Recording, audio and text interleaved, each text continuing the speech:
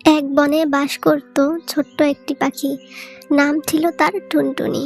সে দেখতে খুব ছোট হলেও সে ছিল খুব চটপটে ও বুদ্ধিমান।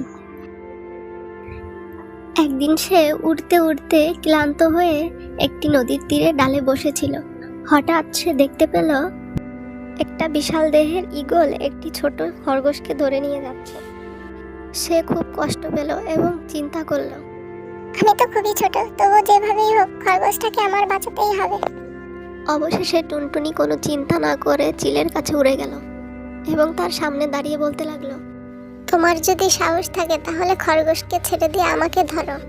ঠিক তখনই ঈগলটি রেগে খরগোশটিকে মাটিতে ফেলে দিয়ে টুনটুনির পিছু করলো।